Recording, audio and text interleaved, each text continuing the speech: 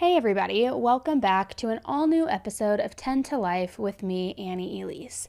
I hope you guys are all having a great start to your day so far. I'm probably about to ruin it, but you know what you're in for. You know why you're here.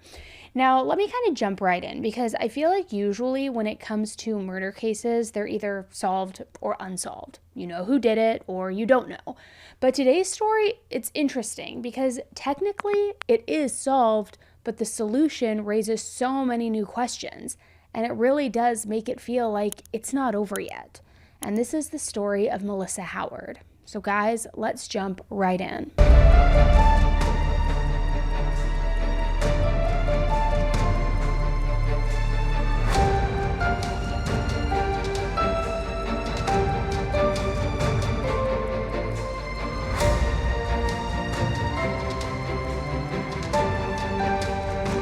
This is 10 to Life with Annie Elise. Today's video is sponsored by Thrive Market. Now, I've talked to you guys about this before. I'm all about making my life easier. I don't like grocery store runs. I don't like all the hassle that comes with cooking, with trying to plan and all that. And that is why I live for Thrive Market. It is my go-to for healthy, sustainable, and organic groceries, and they all get delivered directly to my house. No grocery lines, no waiting, no hassle, no list. It's so simple. With Thrive Market, I get organic groceries delivered directly to my door without breaking the bank. And trust me, they have everything from low sugar snacks for all the kids to high protein snacks for my husband who is like a runner and always trying to eat his protein. They've got it all. They even have my sweet snacks for when I'm curled up on the couch watching my reality TV and just want something sweet to snack on. Plus, they have some of the strictest quality standards out there, which means I never have to worry about sketchy ingredients or what kind of food I'm eating or what kind of food I'm giving to my kids, especially when it comes to snacks, because I feel like I always want to change up the snacks that I'm packing for my son's lunch, and so it's always hard to find different snacks and different variety out there. I always have my go-to, and that is also why I love Thrive Market, because they have so many options. And the best part is Thrive Market is on a mission to make healthy living easy and affordable for everybody. And only when you go to thrivemarket.com/AnnieElise do you get up to 30% off your first order plus a free $60 value gift. Now let me show you what I got in this week's delivery. So first and foremost, Pirates Foodie individual bags for my son. He loves these. I feel like this should be ASMR. Then all of these little Annies, love the name, snack variety packs. You've got all the cool little bunnies, things like that. These, which are the best peanut butter cups out there, and they are so healthy, and those. These are for me. These are churro flavored, not potato chips, but little crisps. This is what I like to snack on watching TV. Gummy bears that are gluten-free, a nice little snack to eat. Yogurt pouches for the kids, but not the ones that are filled with all the junk and grossness.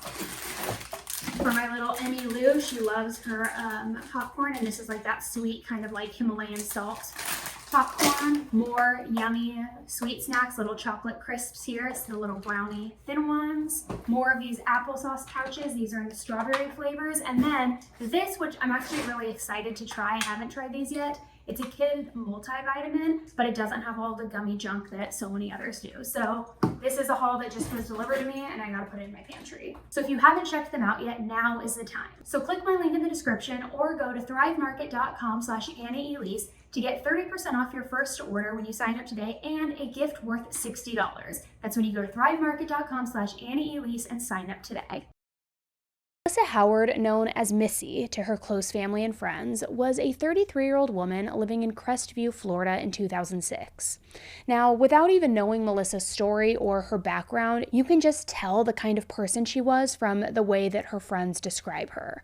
With her big, bright smile, her curly blonde hair, she was described as being absolutely beautiful on the outside and the inside. And her close friend Jennifer called her magic.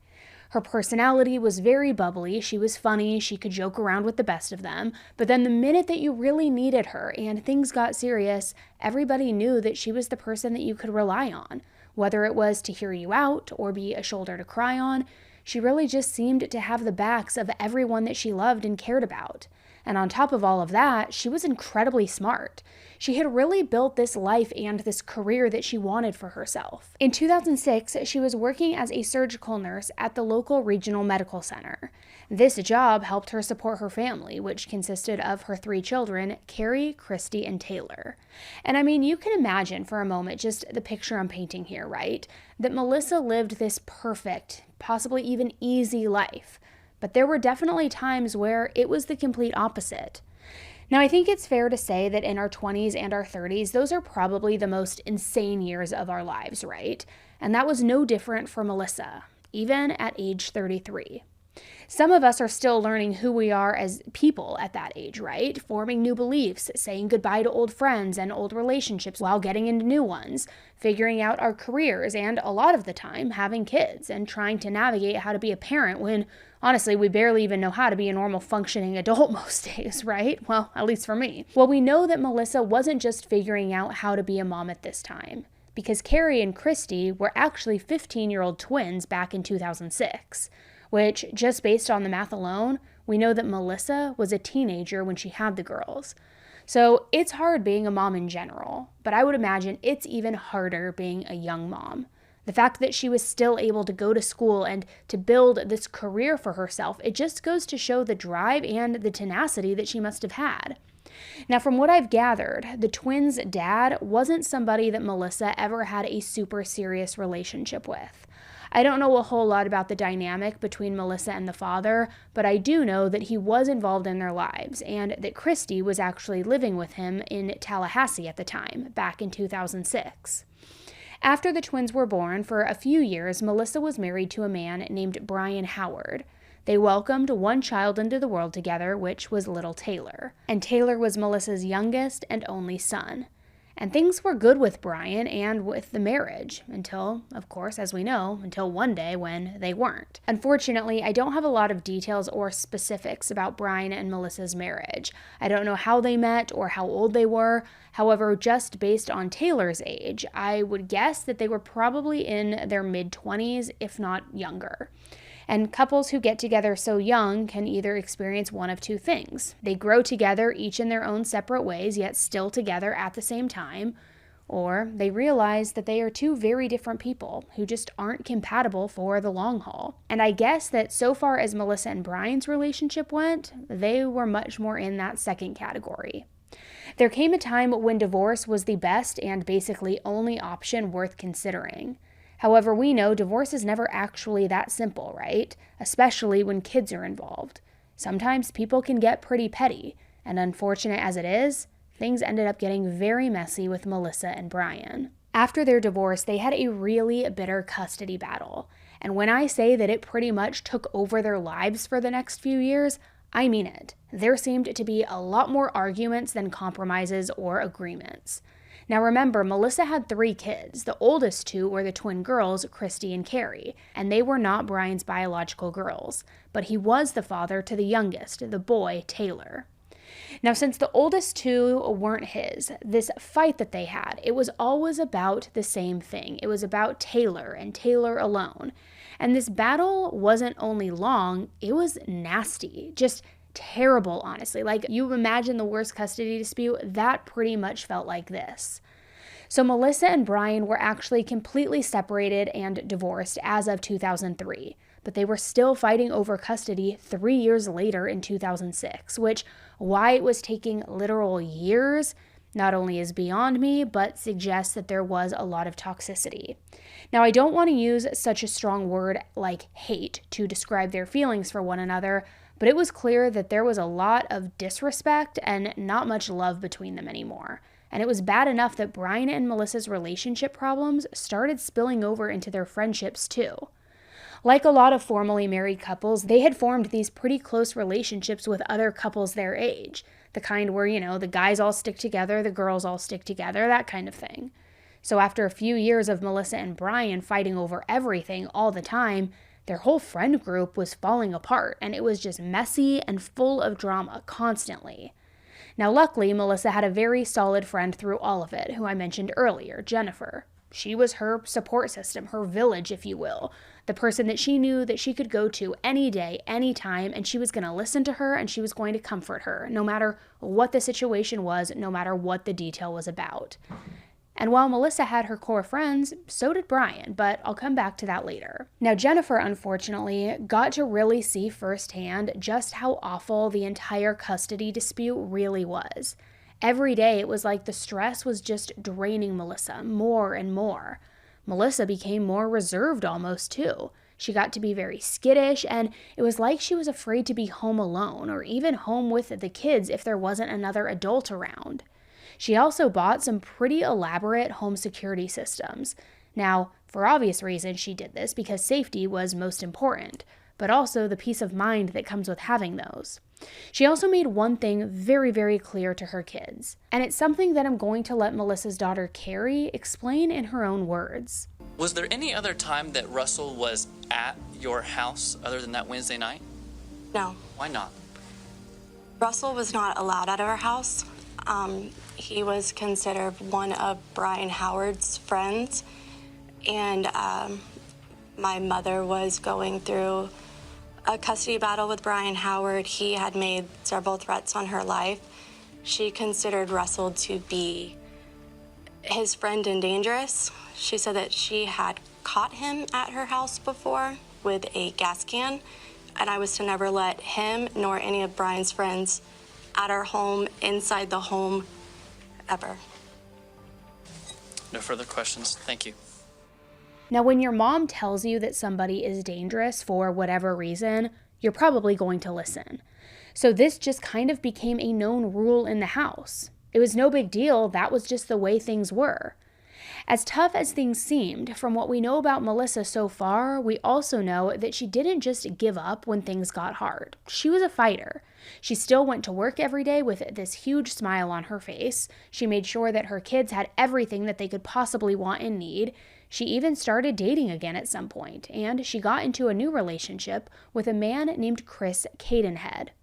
So you might be thinking, great, good for her. Hopefully this new guy was like a breath of fresh air compared to her last relationship.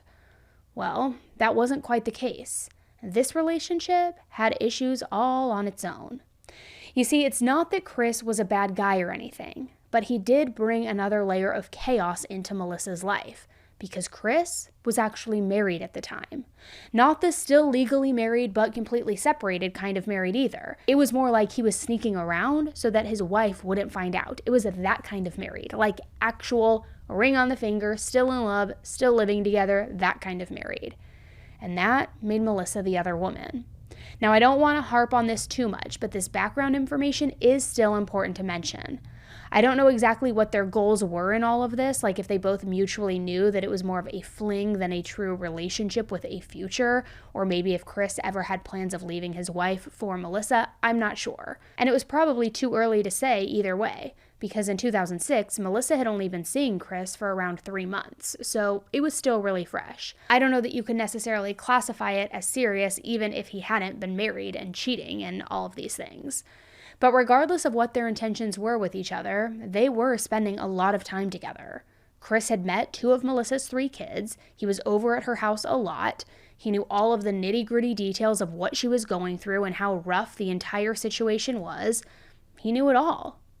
Then, in early January of 2006, there seemed to be a light at the end of what had been, this insanely long tunnel, because the custody battle was finally coming to an end, and Melissa was coming out on the other end of this just victorious. She won custody of her youngest, her son Taylor. January 6th, 2006 was the official date that her new custody arrangement started.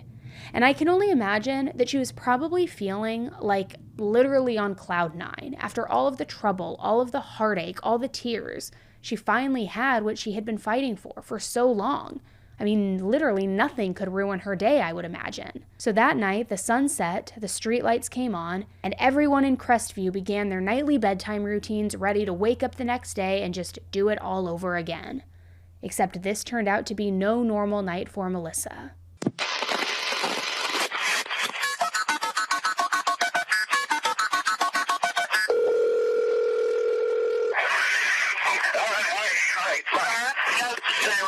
Please hire medical. It's at 212 Tippett PISSOT court. Yes, ma'am. There's been a shooting there, ma'am. Is this Crestview PD? Yes, ma'am. Okay. The victim who has been shot is Melissa Howard. The caller is still on the line, Chris Catonhead. Chris, can you go ahead and talk to the city PD, please? Yes. Okay.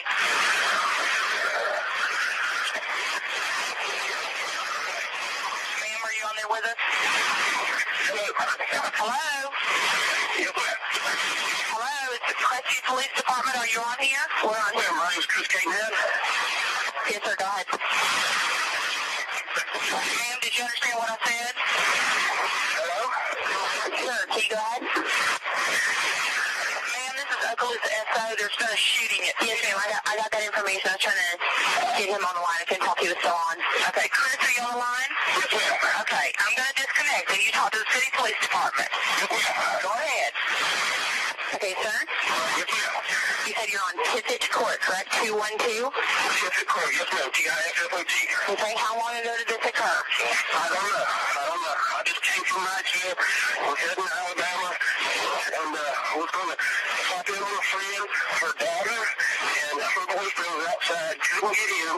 We all thought that they got locked outside, and the boyfriend...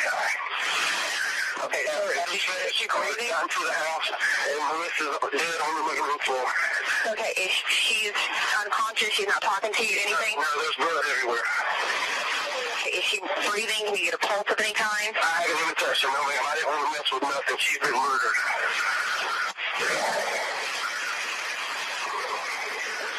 Okay, who all have you got there with you, sir? Right now it's me and her daughter and her daughter's boyfriend. Okay, is the person who did the attacking there, is he in the premises? We don't know nothing. Hey, Sherry, I'm looking to crush you. Get down to your lungs and get up here. I'm fucking. There's been a shooting up here. I was going to come to one of my friend's house, and her daughter and her boyfriend was outside, and we couldn't get her to answer the door. Her boyfriend opened the door. I ran in, and she is dead on the living room. Okay, sir, what I need you to do is make sure nobody else goes in the house. Don't anybody mess with anything or anything like that. If they haven't already been in the house, don't let them in. If the neighbors or anything come in, get them away from the house. Ma'am? Yes. What I need you to do, sir? Ma'am, I'm here. Okay.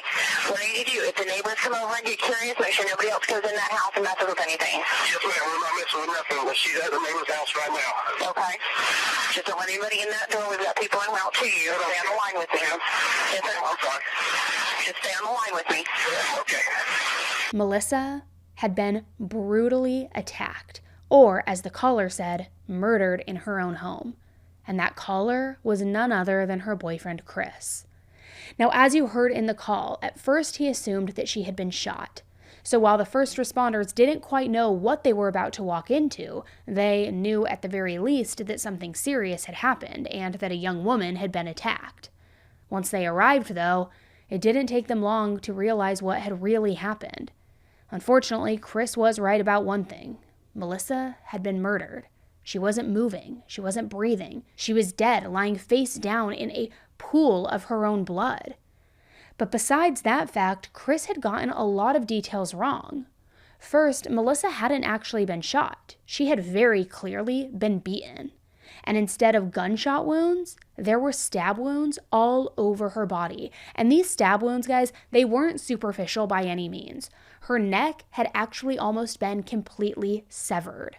The knife, or whatever the murder weapon was, had literally hit her vertebrae.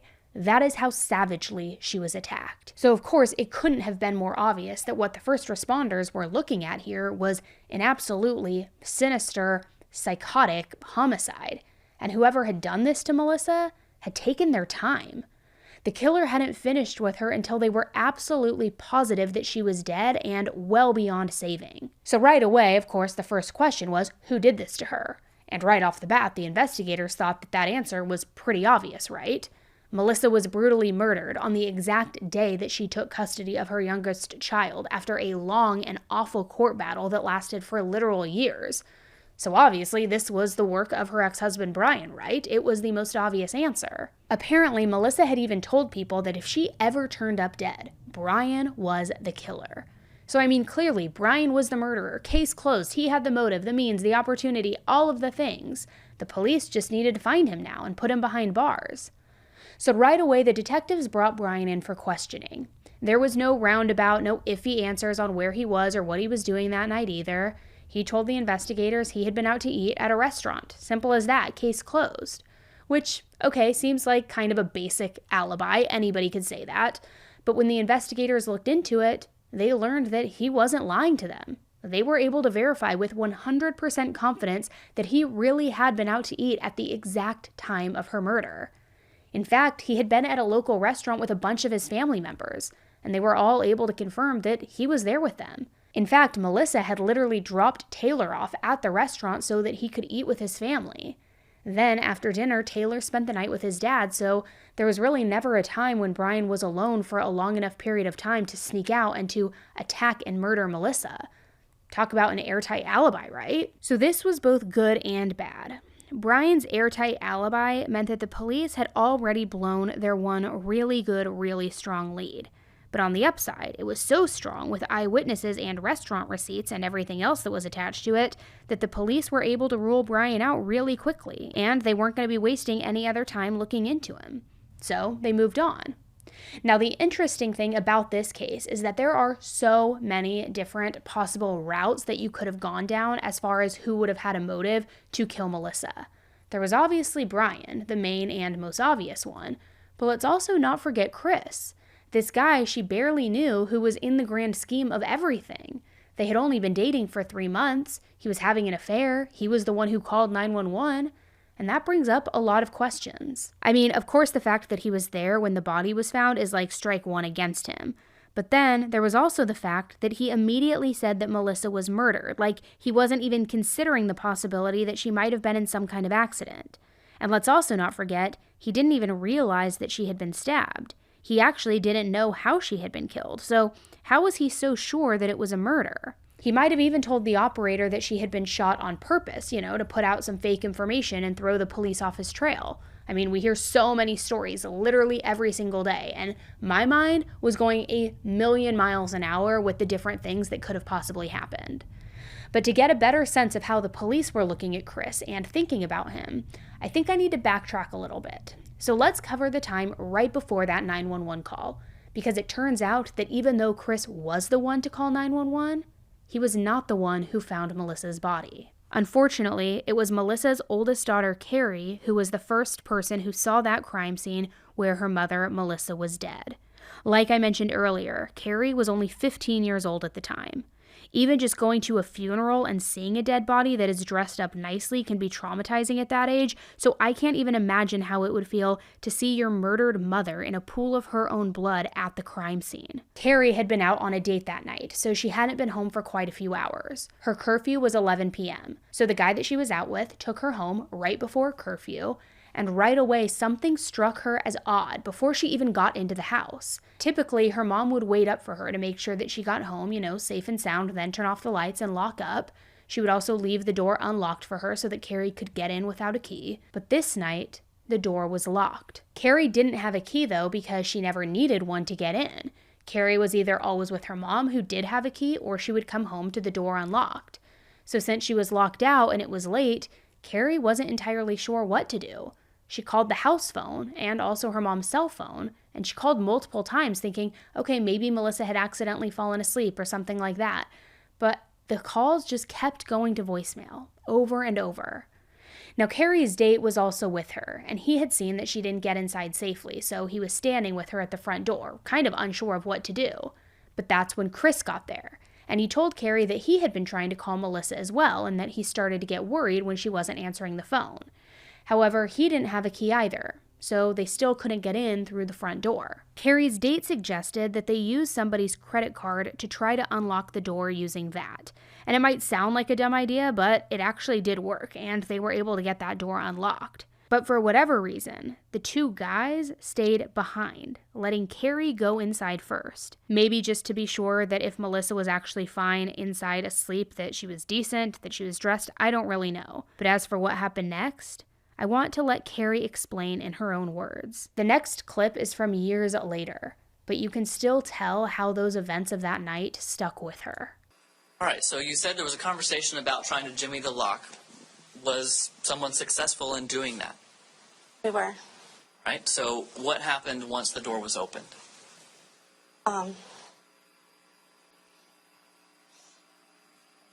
It's okay, ma'am. Take your time.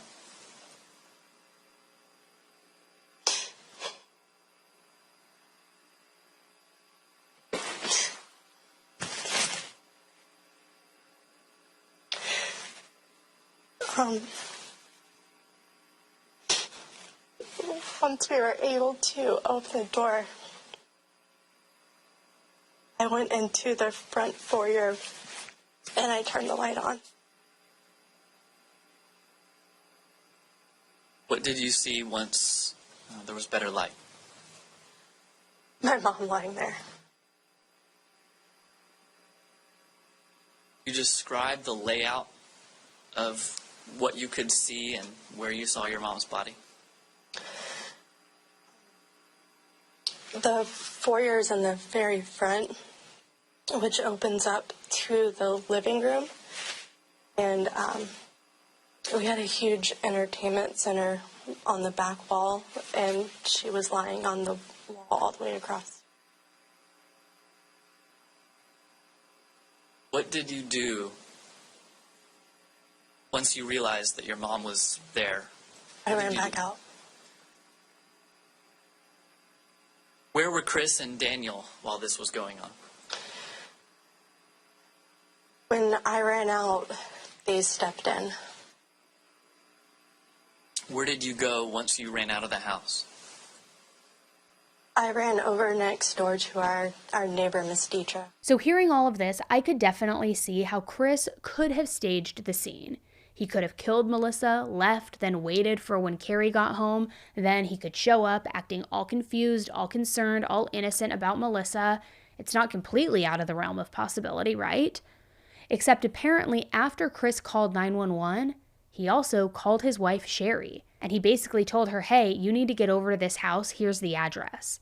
Then he told her why. I gotta just say, what a call to get from your husband, right? Like, he's calling you to let you know that he's at his mistress's house and that his mistress has been murdered.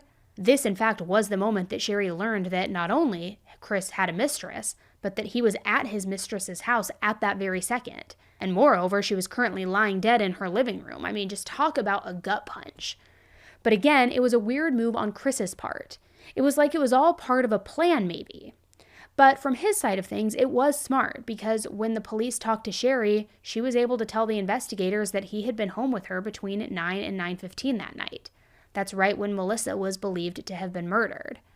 The very last time that Melissa was known to be alive was around 8:50 p.m., and the reason they have this timestamp is because she had actually been on the phone with Carrie at that time. Now, on its own, I'm sure that wouldn't be enough for the police to rule Chris out. But they did a little bit more investigating. And I'm not sure what exactly they found, but all of that information plus his alibi got him very quickly crossed off the suspect list, just like Brian. So now we have the two men in Melissa's life who would be, by any true crime standards, typically at the top of the suspect list, right? But they're crossed off and they're believed to be innocent. So again, the police were at square one, and the crime scene didn't offer any major clues either. The doors and windows were all locked. There were no signs of forced entry. Even though Melissa had a security system, Carrie said that she usually would only turn it on once they were all inside and in bed for the night. She wouldn't just have it on 24/7 or anything like that. There was a camera on the front porch, but unsurprisingly, it had been disabled. So it's not like the detectives were actually able to pull anything from that camera that could be helpful to them. Some things were also missing from the home. Nothing super valuable, though. It's not like what you would expect if a robbery had gone bad. The TV, the computers, and the jewelry, they were all still there. The thing that was missing, though, was Melissa's diary. Now, for a crime scene, the investigators described it as being very clean. AKA there wasn't evidence of a murder weapon left on the ground or anything like that. Somebody definitely went to the trouble of cleaning up their mess, which, yeah, it isn't uncommon, but it was also almost too clean. So clean that the detectives actually started wondering whether or not this could have been some sort of professional hit job. It was just hard to imagine some random coming off the street and then pulling off a murder this clean and this perfect. Even if it was a hit, though, that left the detectives wondering who could have wanted Melissa dead that badly, so badly to hire someone. Besides, these two men had already been cleared. Well, as it turns out, Brian wasn't the only man in Melissa's life who she was afraid of. The investigators were able to talk with her best friend Jennifer, and luckily Jennifer knew all the ins and outs of Melissa's life. She knew it like the back of her hand. Like I said, they were best friends. They called each other to rant, to complain, to spill, to talk about literally anything, every little detail that was going on in their lives. And those long calls had turned out to be very helpful because Jennifer was able to give the police a lot of information that I don't know if they ever would have been able to learn otherwise. Now, remember how I said earlier that Melissa and Brian's friend group was picking sides and that it was getting messier by the day? Well, apparently, I wasn't exaggerating, because apparently one of Brian's friends, a guy named David Holbrook, had been in their mutual friend group, and he had a lot of feelings when it came to the custody battle over their son Taylor. He wasn't just talking crap about Melissa behind her back or confronting her when they saw each other at the grocery store or anything like that. It was much more than that. He was going out of his way to actually show up at her house, and I could say to talk to her, but that's not at all what it was. He would show up, and it was a clear intimidation tactic to try to get her to back down from this custody dispute. One day, Melissa was on the phone with Jennifer when David came by, and I want to be very clear that him showing up out of the blue was not welcome, and it was very unexpected. I don't know the exact details of what he said, but Jennifer told the detectives that his little visit over there had left both her and Melissa feeling really uneasy and uncomfortable. Which, okay, so maybe this guy was just a total ass who butted his head into business that he shouldn't have been in. But this wasn't the only time that he had pulled this stunt. When the detectives interviewed Melissa's custody lawyer, who had been in her life for quite some time at that point and also knew all the ins and outs of Melissa's personal life, she gave them a very eerily similar story. Ma'am, I think where we were, correct me if I'm wrong, is I had asked if your office had received any calls from Melissa that week. Yes, And I believe your testimony was that she called on the 3rd, but that you did not speak with her. Is that correct? I did not. Okay. She left a message. Oh, never mind. Yes. Okay. But so she left a message, but you didn't talk to her. Correct. Okay. Was there a subsequent time that week where you did speak with her on the phone? Yes. What day was that?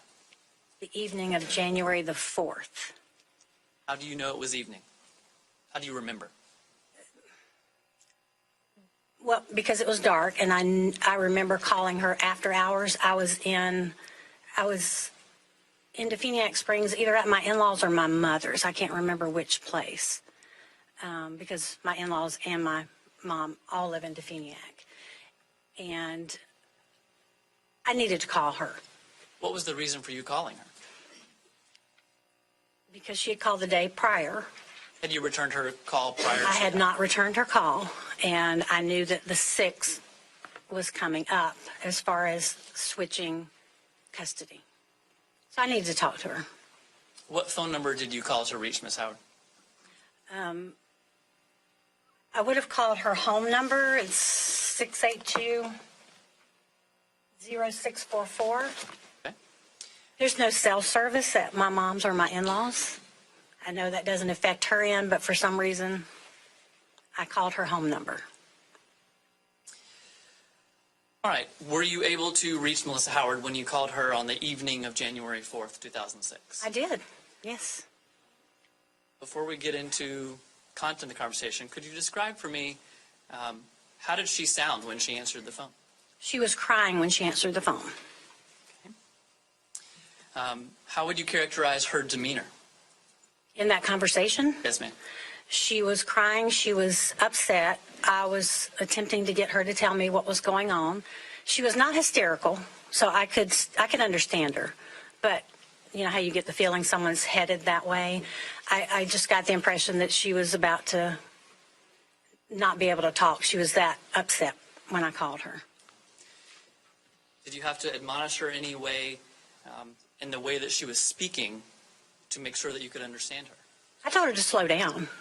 I just told her to slow down and tell me what was going on. I was just calling to check on her, to let her know that everything was good for that Friday. And I did not expect, when she answered the phone, for her to be upset. What would you describe her emotional state to be at that moment? Describe it or what she told me? Just describe it. How would you describe her emotions at that moment? I'll hear this answer, then we'll approach. It's a well-taken objection. I'll hear this answer, and then we'll deal with this further. Well, the crying wasn't from pain. The crying was because she was so upset over something. So I wanted to find out what it was. When you did reach Melissa Howard, what was the first thing that was out of her mouth as you were talking to her? The first thing that she said was, I knew this was going to happen. Did she elaborate on what that was? Well, after I asked her and said, you knew what was going to happen. What did And she she say? said, I knew Brian was going to send one of his men over to scare me. Did she say who Brian Howard sent to scare her? She said it was Russell. What was your response to Russell? I said, is it the Russell that you've told me about before? And she said she wasn't sure. And I said, what? Tell me his name. And she said, David Russell Holbrook. And I want to say she had a junior at that time. She said his full name. Was there anything else that she relayed to you that Russell told her while he was there? Well, I asked her, why was he there? What did he do? And things of that nature. Because she was getting to the point where she couldn't talk to me. And she said, you need to let that boy be with his father. You need to let this go. I asked her if he hurt her. I don't know if you want me to go that far. If he had, she wanted to know what to do. And I said, if you feel threatened, you need to call 911 if he's, and I honestly don't know the result of that. During the course of your conversation with her, these details that she provided, how was her tone of voice, demeanor, all of that, as compared to when she first answered the phone? The more she talked about it, the more upset she became. He was in her house. She told me he came in her house. He was doing his best to scare Melissa and intimidate her into basically giving up on custody and just, letting Brian, his friend, have Taylor, which, like how she was going to actually just be like, okay, sure, I'll do that, I'll do what you say. Her lawyer also claimed that Melissa told her over and over again that she was terrified of winning the custody fight because she was afraid that Brian would kill her if she did. Even right before she won custody, she apparently told her lawyer that she was never going to even get the chance to raise Taylor because she wouldn't be alive to see it. Which, how terrifying is that? Now, this was all still making Brian sound very suspicious. But again, he had a solid alibi. It wasn't enough to rule him out if he had hired a professional, but unfortunately, there wasn't any evidence at the scene to link him directly to her murder. So if arresting someone on suspicious alone was a thing, maybe we'd be telling a very different case, but that just wasn't the story here. But here's the thing, as the police were looking at Brian and his friends, they went and questioned David. He also gave them an alibi though. However, his wasn't quite as solid as everybody else's. When the police brought him in for questioning, he explained that he had been at a party the night of the 6th. But apparently, he hadn't been there all night long. He left for a while, and then he came back because he had to drop his kids off at their mom's house, then go pick up some medicine at Walmart. Now, it wasn't a great alibi, like I said, so the police ended up questioning David twice right after Melissa's death. And in both of these interviews, he contradicted himself quite a bit. In his first interview, he told the investigators that he hadn't seen Melissa in over 2 whole years, which that definitely did not align with what Jennifer or Melissa's lawyer had claimed. But at this point, we'll just say it was their word against his. However, in his second interview, he told the investigators that he had actually been wrong in his first interview because he actually had seen Melissa, much more recently actually, 2 days before her murder to be exact. He somehow had just forgotten all about it. So his conflicting stories made him look even more suspicious, especially on top of everything else. but there was still no clear or specific evidence that was connecting him or Brian to the murder. Even though the police were definitely noticing all of the red flags and considering these guys to be persons of interest, it wasn't enough to move forward with an arrest. Now, Crestview isn't an extremely small town, but it's not a huge city where nobody knows their neighbors either. So there was plenty of talk and rumors going around the town, and everyone was really stuck on the idea that Brian was the one who killed Melissa, even if there was no proof. And people felt so strongly about it that they kept going up to Melissa's friend Jennifer to warn her, basically. Needless to say, Jennifer cared a lot about Melissa and also about getting her justice. And she was getting to have a little bit of a reputation as being a little too involved in the investigation. So her friends and even random people started coming up to her and telling her that Brian was going to kill her too. Which it just goes to show how convinced everyone was that Brian was guilty, and so much so that he would be willing to do something like this again, all to cover his tracks. But Jennifer didn't want to back down. She was confident that the police were going to solve this, even though the case was getting colder with every single day that passed.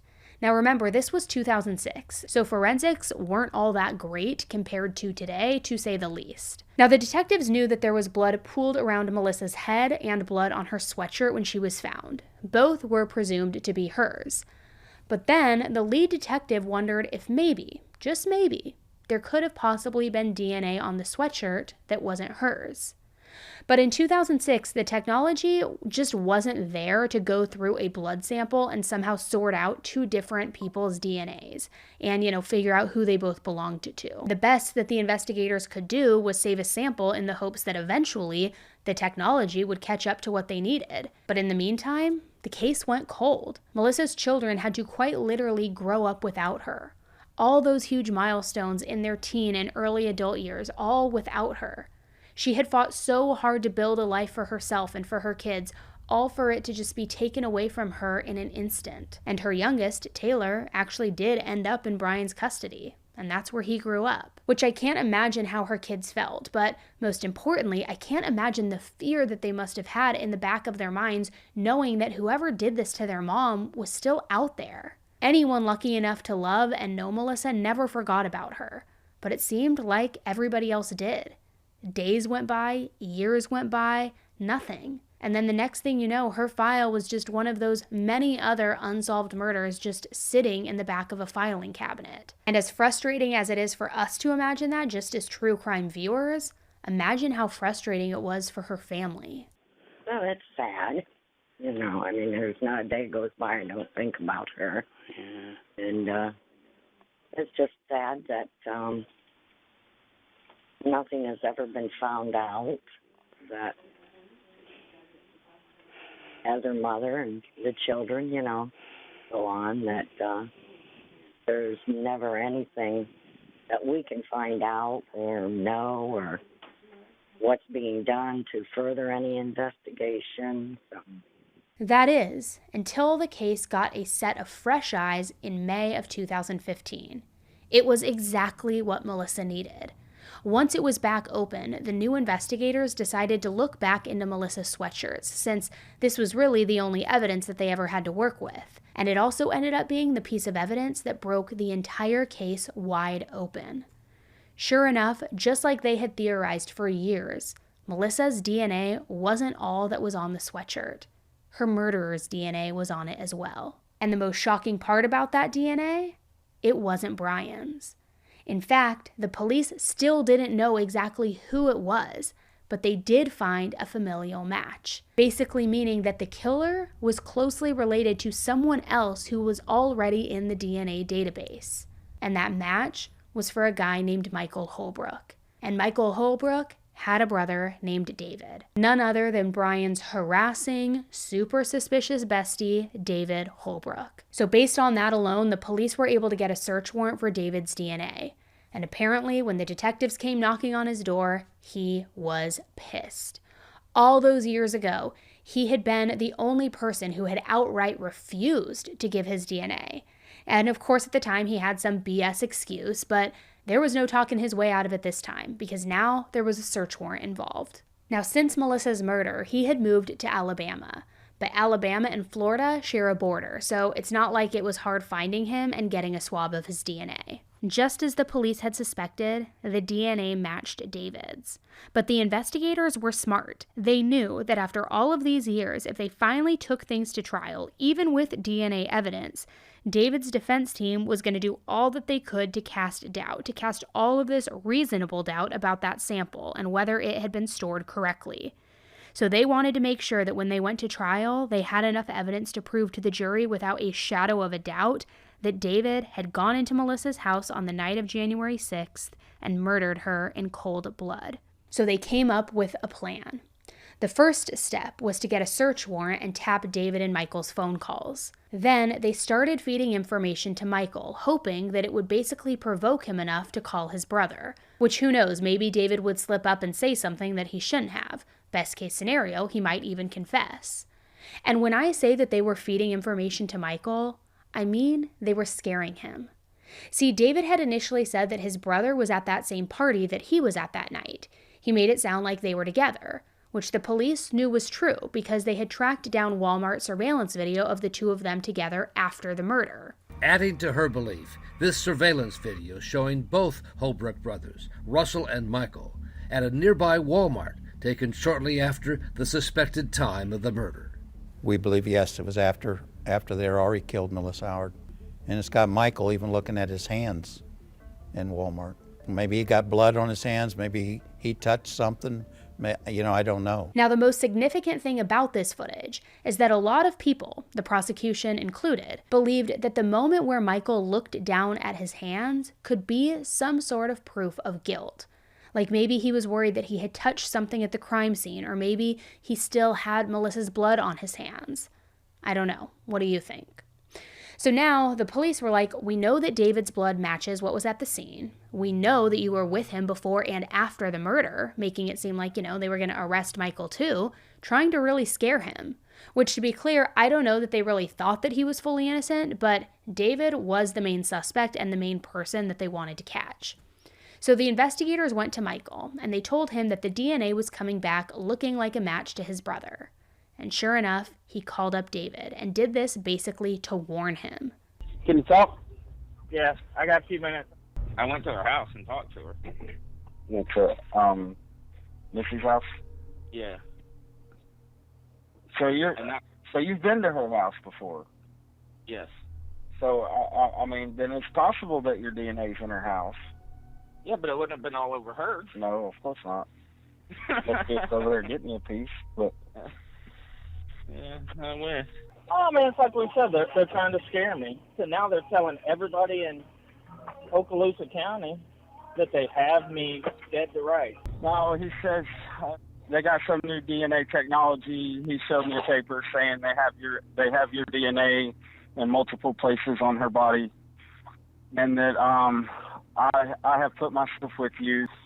But right. He showed me, he had a paper about it. You're 1 in 39 million. Your DNA was all over her body. Yada, yada, yada. I mean, that doesn't even make sense. I mean, it don't make sense. And that's what I told him. It didn't make sense to me either. And I kept saying, well, what's all this got to do with me?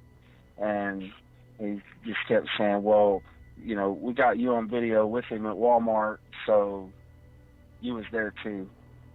And like last time they came, they said they reenacted the crime scene and all that, and it had to have been 2 people. And he told me, he said, we just wanted to give you this one last chance, to give a statement. And I was like, well, look, man, you done called me a liar last time. I said, I've done give you 3 recorded statements. You tell me I'm lying, so you want me to give you a 4th one, and you're just going to tell me I'm lying again. And I was just saying I was with you to protect you from your wife. Well, they're trying to say you and I planned it, right? Premeditated. So then they get you as principal and get me as capital. Now, while David hadn't exactly confessed, what he said was enough for the investigators to where they finally felt like they had enough to move forward with his arrest. And I know it seems like this was all a pretty quick process, but it really wasn't. They reopened Melissa's case in May of 2015, and David wasn't even arrested until November of 2016. more than a year later.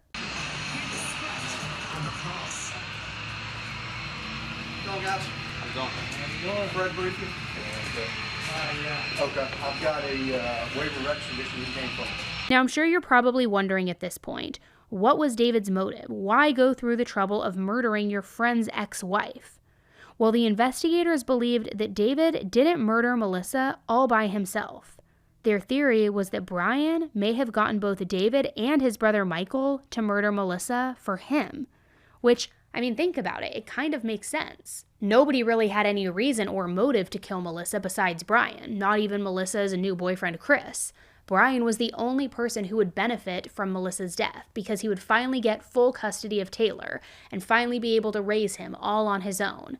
And that was literally what he had been fighting with Melissa for years over. And then there's the fact that according to both Jennifer and Melissa's lawyer, David was always threatening her and just showing up unannounced to intimidate her. And the fact that Michael had been with David that night, it just fueled their theory even more that these brothers had worked together. That still begs the question, though. Why would either of the Holbrook brothers actually do it? It's clear why Brian would want to hire somebody to get rid of Melissa, but why would David and Michael agree to something like that? Well, the investigators had a theory on that as well.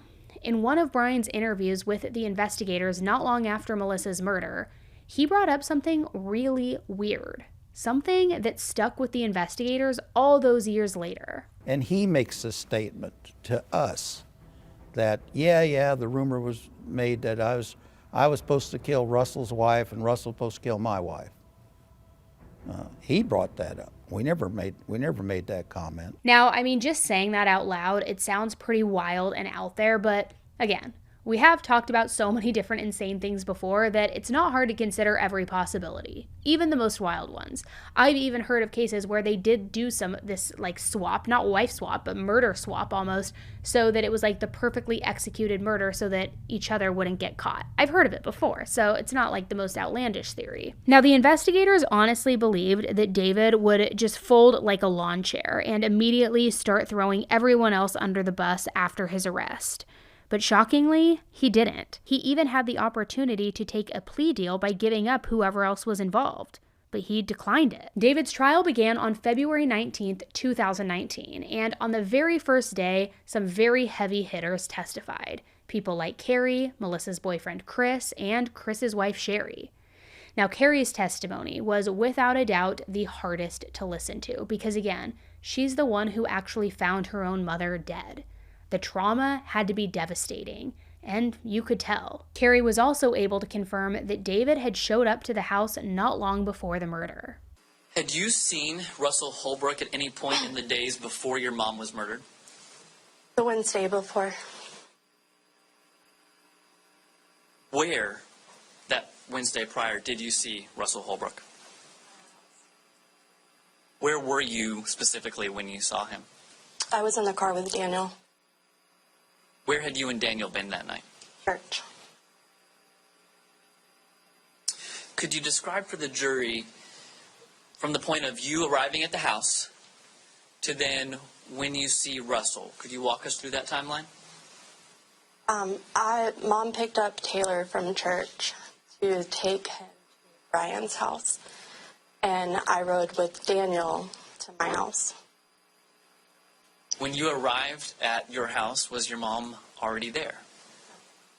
What happened after you and Daniel arrived at the house? We waited for my mom to come because I didn't have a key to get inside. And she pulled up, and then shortly after, Russell. What happened once Russell pulled up? I went to get out of the car, and Mom told me to get back in. And they talked for a little bit. Do you know if anyone else was in the truck with Russell? I don't recall. Did you get back in the car? Yes. Do you know the content of the conversation between Russell and your mom? Were you able to observe their interaction? Yes. Could you describe anything that you observed while they were interacting? They just conversed for a little bit, and then she made some kind of gesture.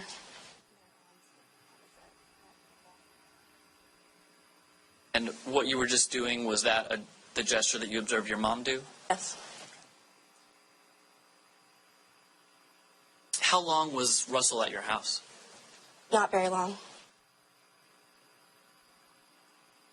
Now, prior to seeing Russell on that Wednesday night, how long had it been since you had seen him before then? A while. Were there any recent days in the weeks leading up to that you saw him? How about the months? Couple years.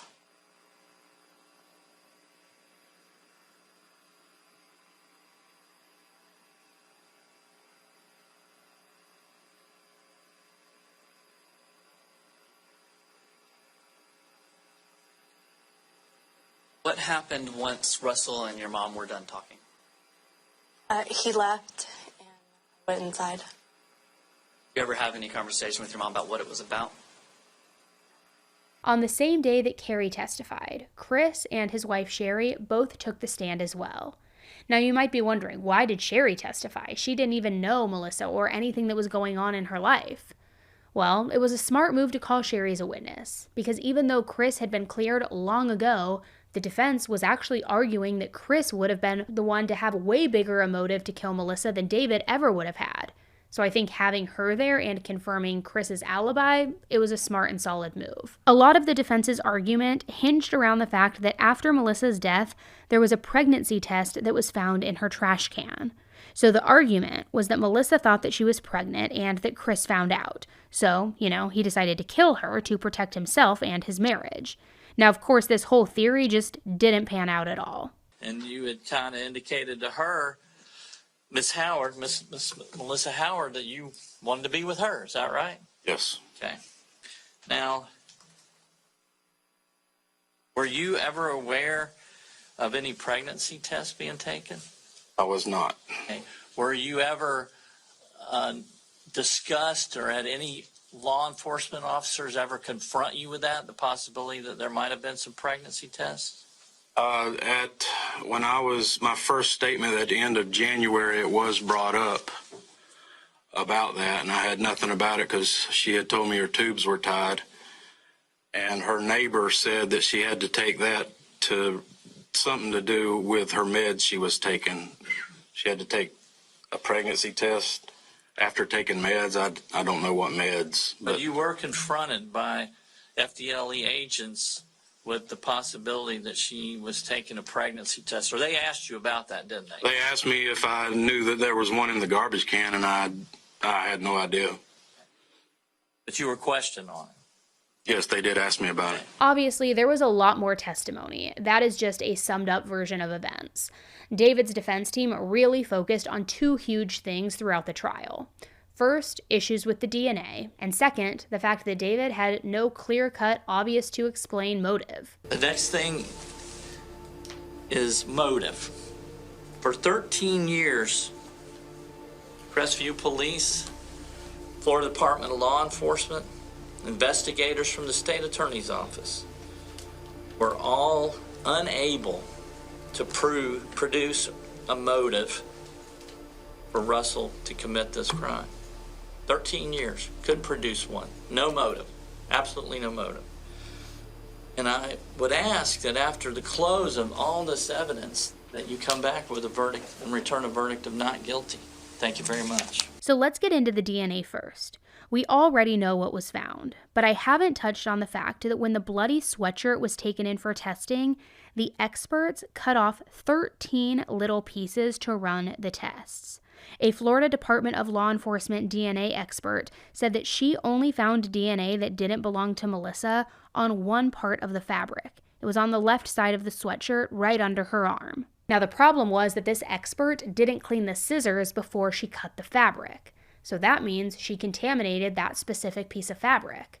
According to her, the rest of the fabric was fine and the contamination had nothing to do with the results that she had matched to David, but you can see how his lawyers would take that information and that idea and just run with it. So you're more likely to pick up a contamination from an item now than you would be if you had analyzed the same item in 2006, correct? It's a possibility, yes. More likely because it's more sensitive, correct? Yes. Now I want to talk about the contamination in this case. On page 14,991 is the quality assurance report. Is that correct? Yes.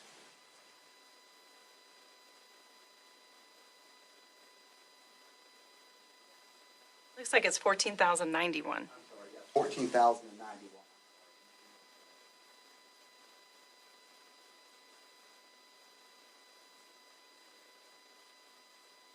Anywhere on this piece of paper does it say that it was the L cutting that was contaminated?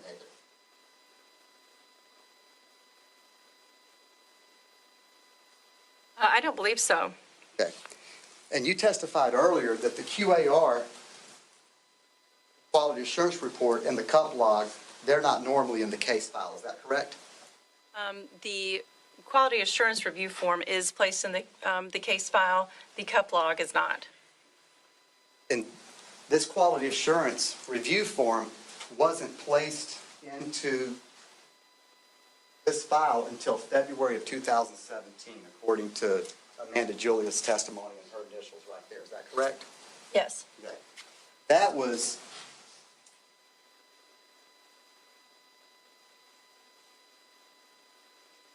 months after this case started in November 8th. Is that correct? The case started? I don't know. From the time that Russell Holbrook was arrested on November 8th, correct? I'm sorry, what now? I don't know when he was arrested. Okay, you're right. That's fair. Okay.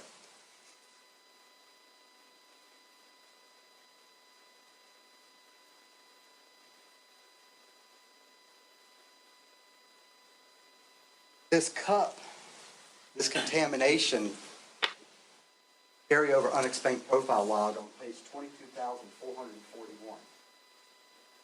That document talks about it being the cutting between, you're doing B20L and B20M. Is that correct?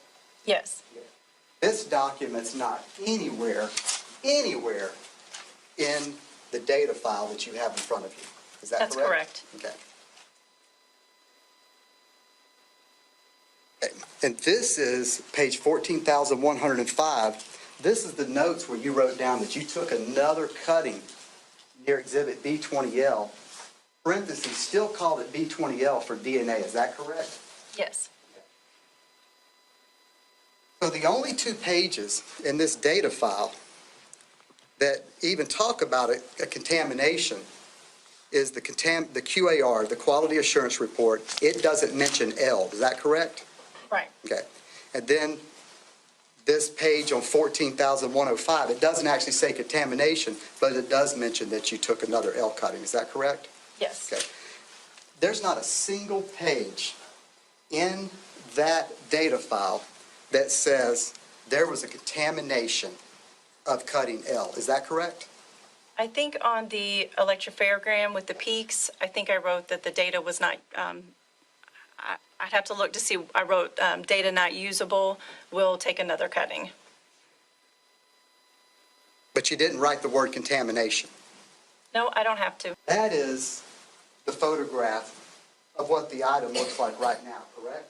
Yes. And those are the two photographs side by side. Is that correct? Yes. So the only way that we were able to determine that there was a contamination was to ask for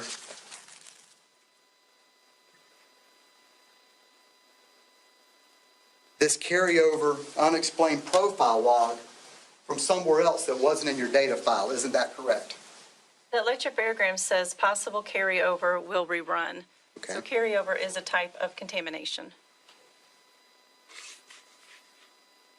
Okay, this is that electropharogram, the two electropharograms that I just put into evidence, pages 14,121, 14,122. Isn't that correct? Yes. Okay. And I wasn't real sure how you said this earlier, so I just want to make sure. Isn't it true that you believe you may or may not have cleaned the scissors before this contamination?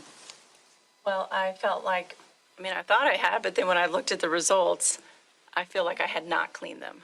The day you're saying you had not cleaned them? Did you clean the scissors or not before this contamination? Well, obviously I did not. Is it possible that you cleaned them and didn't clean them completely?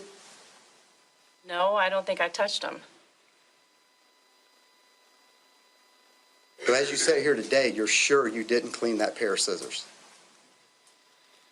Yes. Eventually, the trial wrapped up after 7 days. Going into deliberation, I think a lot of the people were really nervous to see what the jury was thinking. It really did feel like there was a lot of evidence against David, but also there was room for doubt. It was impossible to predict whether they were going to give a guilty or a not guilty verdict. The jury ended up deliberating for 4 hours before finally reaching a verdict. It is my understanding that we have reached a verdict in this matter. You have the verdict form.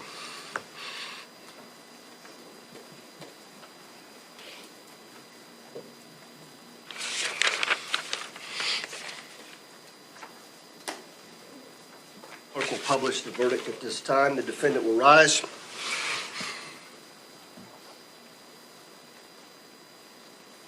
In the Circuit Court in and for Okaloosa County, Florida, State of Florida versus David Russell Holbrook, clerk number 462016 CF2693, Division 6. Verdict: we the jury find as follows as to the offense charged in the indictment: guilty of first-degree premeditated murder as charged in the indictment. So say we all this 27th day of February 2019. Thank you very much. And we'll have a seat, please. Any requests? I'd like to have the jury poll. All right, I'll handle that.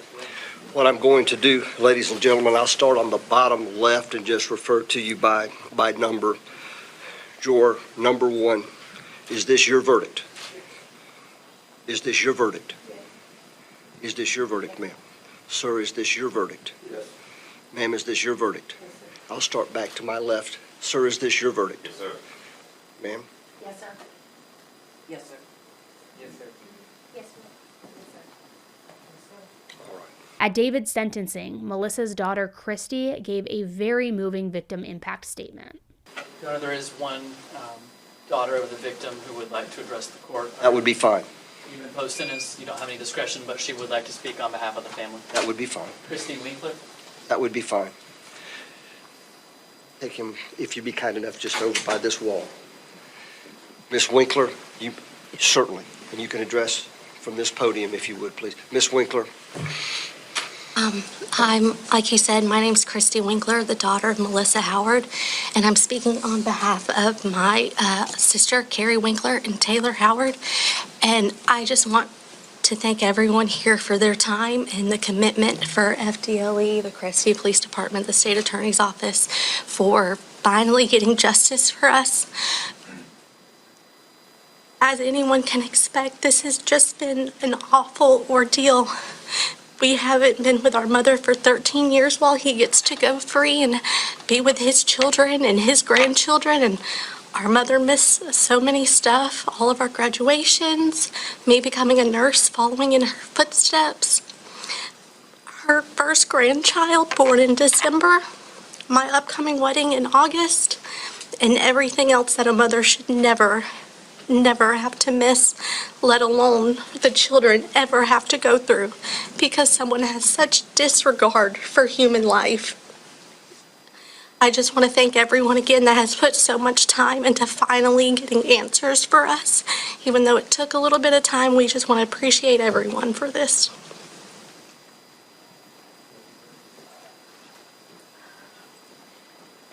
Anything further? No, Your Honor. David was sentenced to life in prison. Now, this case is a little different than some of the ones that we talk about because usually the trial happens, the murderer is found guilty and sentenced, and then the family gets some sort of peace. Things kind of get wrapped up in a way that allow the family and friends of the victim to move on. This case just didn't feel finished, though, and the way it ended doesn't have a whole lot of closure to it. The biggest question that Melissa's family and friends had, and they've been asking for years, was still unanswered. Why? Why would David have risked his entire life, his family, his kids, his grandkids, literally everything, to murder his friend's ex-wife? It's something that definitely doesn't sit right with me at all. The investigators still absolutely believe that there had to have been some sort of agreement in place. Brian must have asked David to do what he did or bribed him with money or something. They also still believed that David was not alone in the house that night and that Michael might have helped him murder Melissa. But the thing is, there's no solid proof, no hard evidence to back up those suspicions or act on. Still though, the story isn't over. Within a few months of David's trial and the guilty verdict, something happened that shocked everyone. A young blonde woman came into the sheriff's office claiming that she feared for her life and that she thought that her husband was going to kill her. And this woman was Brian Howard's new wife. So, Miss Howard, what brings you here? I'm scared that my husband's going to kill me. Okay, and your husband is? Brian Howard. Brian Howard's frightened wife, Jordan Victoria Howard, showed up at the sheriff's office, and FDLE agent Megan Palumbo was brought in to help lead the questioning. We know what happened in 2006, so we don't want that to happen to you, okay? And we can't undo that, but we can try to fix this. So you're just afraid? I know that he killed Melissa. I know that he did that. How do you, I know that he'll do that. whoa, how do you know that? Because I know. What? All right, you're making a comment. How do you know? Because he told me. Claiming her husband had arranged for someone else to do it. He didn't tell me that Russell's the one that actually did it. Mhm. He said some other name, I'm sure, just to cover Russell. Okay. But he told me that he hired someone to do it. More recently, in 2022, Brian was actually arrested, but it wasn't related to anything regarding Melissa's murder, even though the real reason for his arrest did hit a little too close to home. Apparently, Brian threatened to kill his new girlfriend and her entire family. A loaded gun was even found hidden in his truck. He was arrested and charged with aggravated stalking, accessing an electronic device without authority, and use of a two-way communication device to facilitate a felony. To this day, Brian has denied any involvement in Melissa's murder, and the investigators haven't been able to find any evidence to link him to her murder in a definitive, provable way at all. But given what we can say about his personality based on the crimes he has been charged for, I mean, guys, seriously? I just can't get over the why of it all. Why David was mixed up in all of this. Also, why wouldn't he have flipped on Brian, even if they did have some sort of deal in place? Unless Brian has some sort of dirt on David, unless there's some sort of leverage there to where David can't flip on Brian because he doesn't want something exposed. But it's my opinion, clear cut, that Brian was the mastermind behind all of this, and not for nothing, but clearly didn't learn his lesson considering he threatened to kill his new wife and her entire family. But where does David fit in all of this? I think he's just the muscle, the means, and it was him so that, Brian could get away with it and not look guilty, but also was David's brother Michael involved? How has nobody else been held accountable? Like I said at the very beginning of this episode, this case is solved, but it still feels unsolved in a way. It's been almost 20 years since Melissa's murder, which is absolutely insane to think about. And it makes me wonder if we ever truly will know what happened that horrible January night. I want to know your thoughts too. To me, it seems so obvious that Brian was involved. But do you think he was involved? And if so, why do you think David did not flip on him? Even if he was offered a plea deal, was there some sort of leverage? I want to know what you guys think because your minds work differently than mine. 3 heads are better than 1, or 2 heads are better than 1. I don't know the expression. I'm not good with words. But I want to know what you guys think. So let me know in the comments. Thank you guys so much for hearing Melissa's story today and allowing her voice to carry on. And I just got to say, For anyone who may cross paths with Brian Howard in the future, run, run, run, run as fast as you can. Run for your father and fast for your home. I can't sing, but you know what I'm talking about. Just like run, book it, get away from him. Don't go near him. PSA to all women out there and all friends, because he'll probably loop you into some dirty, shady shit. All right, I'm going to sign off now. Thank you so much for tuning in. And until the next one, guys, stay safe. Bye.